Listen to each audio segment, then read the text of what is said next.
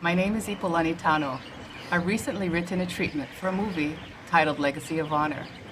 Inspired by true events, this story is about the Hawaii Nisei soldiers, these are second-generation Japanese, that liberated the Jews being held in the Kaufering 4 Dachau extermination camp, while their own families remained imprisoned in relocation camps across the U.S.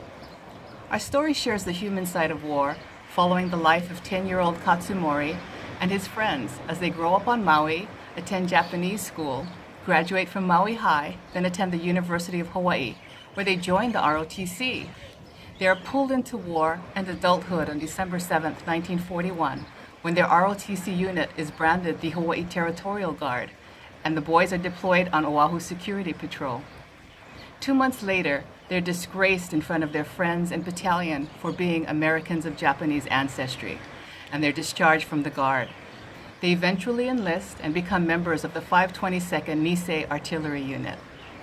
Our story highlights the prejudice they encountered from both the Caucasians and Katonks, and these are Nisei born in continental U.S.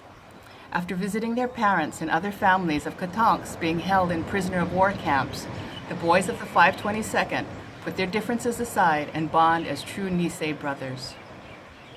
The 52nd gains the reputation as the top performing unit, scoring highest in field maneuvers and training. On the battlefield, they seal their reputation as time fire experts. In the battle for Hill 140, they fire 500 cannon rounds in a single 2-hour period. They fire 5,000 cannon rounds in a 24-hour period, taking Hill 140 and then the city of Castellina Marittima in Italy. In their mission to rescue the lost battalions of Texans trapped behind enemy lines, they sacrificed 800 Nisei lives to rescue 211 Texans. They go on to secure victory in the battles of Mannheim, Frankfurt, Heidelberg, and Augsburg. As their reputation spreads, they're assigned to support General Patton's Third Army. There they become a roving battalion supporting over 24 combat units in Germany. It's on their trek south from Augsburg to Munich where they discover the Dachau Jewish extermination camp, liberate the Jewish prisoners, and execute the SS guards. They discover more Jews on a death march to Tangiers and give them all their blankets, clothes, and food rations. 4 months later, as they continue to secure the German town of Donworth, Katsu's oldest brother and 3 sisters are killed by the atom bomb that destroys Hiroshima. Although survivors have testified to the fact, the United States Holocaust Memorial Museum and the U.S. Army have never credited the 522 with liberating the Kaufering 4 extermination camp of Dachau. I believe the market and the world really need stories about real heroes.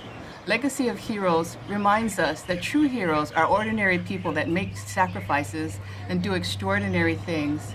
I believe I'm best qualified to tell this story as my sons are 4th-generation Japanese and their great-grandparents were incarcerated in Japan prison camps. Also, my best friend Surumi, an editor, is secretary for the 100th Battalion. Her father is one of the surviving Nisei of the 100th. They have personally shared stories of their experiences, what they lost and gained during the war. Our friend Lyman Morikawa is the son of Corporal Lyman, one of the 522 liberators of Dachau.